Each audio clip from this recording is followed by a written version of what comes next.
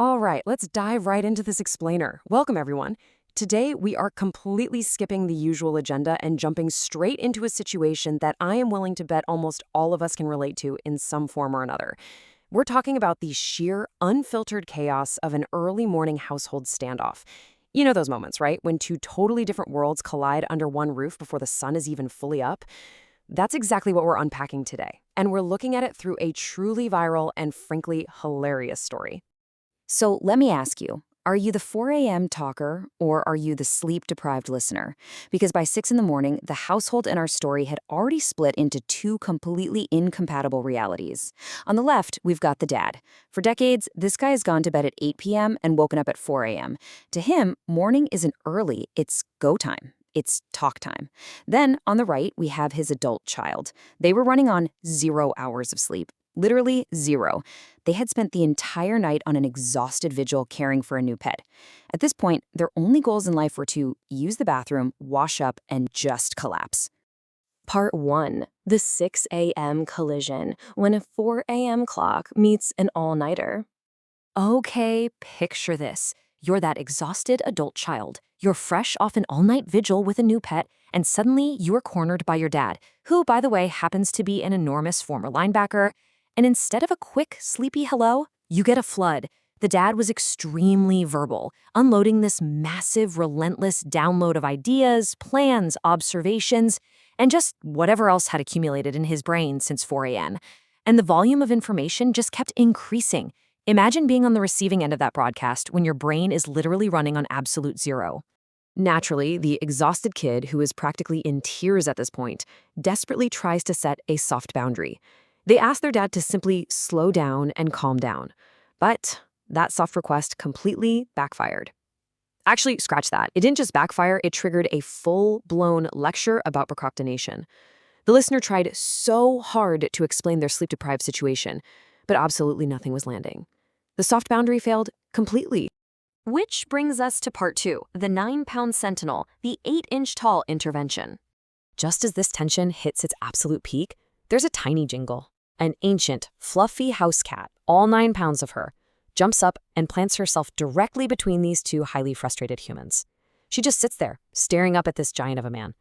But the dad, he kept talking. He just plowed right through, trying to maintain all that chaotic morning energy. And then, the cat tilted her head. He stopped. I mean, the sheer absurdity of this. A tense, emotional family communication problem, one that human words had completely failed to solve, was instantly shut down by an animal barely 8 inches tall. The dad tried to start talking again, but the cat just moved her ears and locked eyes with him. She created so much friction in that moment that the dad finally stopped, actually noticed the horrified exhaustion on his kid's face, shook his head, and walked away. Well, as you can imagine, when this story hit the internet, people absolutely lost their minds. They loved it. Everyone was enthusiastically projecting this incredible mastermind intelligence onto the cat stare. They were giving her titles like a fluffy shield, a tiny sentinel, a guardian of silence. The original storyteller even joked that she deserved a Nobel Peace Prize and full military honors. The internet hilariously blew her role way out of proportion, turning her into this military-grade peacekeeper. Now, what's really interesting about this explainer is the pivot that happened next in the online discussion.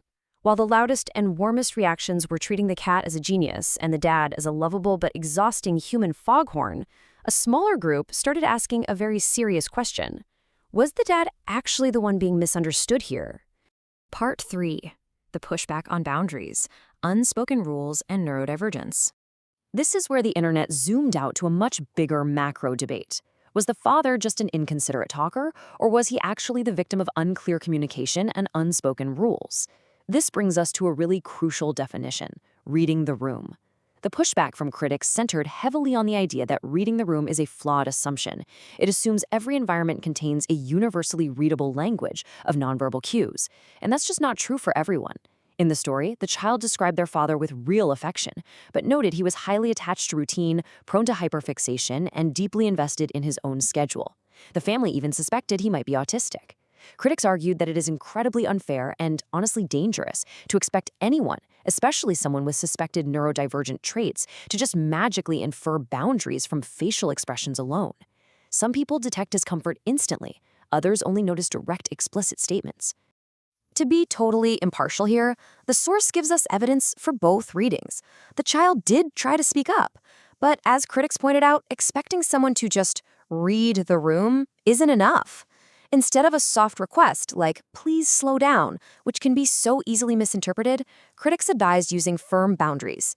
Use direct language. Say, the bathroom is urgent, we'll talk later. And then physically disengage. Just walk away, close the door.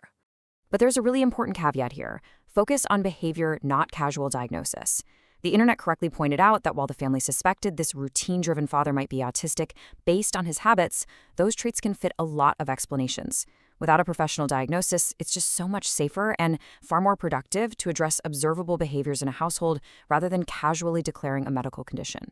Part 4. Comedy and Emotional Truth. Why this story resonated so deeply. So the crucial point is this. Whether the father was neurodivergent, inconsiderate, overly enthusiastic, oblivious, or some combo of all the above, we really have to look at why this struck such a deep, universal chord. It's captured perfectly in this quote. The story was funny because exhaustion was doing most of the heavy lifting. I mean, emotional exaggeration doesn't erase the real conflict. A bladder that has been waiting all night can make 10 minutes feel completely outrageous. Sleep deprivation can turn an ordinary, mundane morning chat into literal torture. Let's connect this back to our own lives, because these underlying realities are exactly why we laugh. We recognize it. Think about it. 1. Some people literally consider speech before breakfast a moral offense. No coffee, no talking. 2. Parents often assume they have unlimited access to their adult children.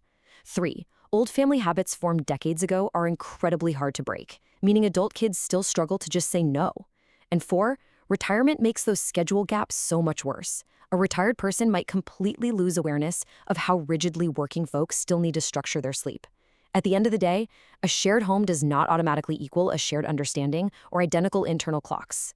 But ultimately, if we strip away all the intense internet debate about communication and psychology, the story works because of this completely ridiculous cinematic visual. On one side, you have an enormous former linebacker unloading an unstoppable morning broadcast. And on the other side, an elderly, 9-pound fluffy house cat that occasionally gets so relaxed she literally rolls off the furniture. No shouting, no speeches, just 9 pounds of fur, a tilted head, and the unmistakable universal suggestion that everyone had heard quite enough. It's a hilarious image, but it carries a very real lesson about the spaces between us. So I want to leave you with this provocative thought to chew on today. Take a look at your own household. When words completely fail in your family, when the internal clocks clash and the boundaries blur, who or what is the 9-pound sentinel that steps in to fill the silence and enforce the peace? Think about it. Thank you so much for joining me for this explainer, and I will catch you all next time.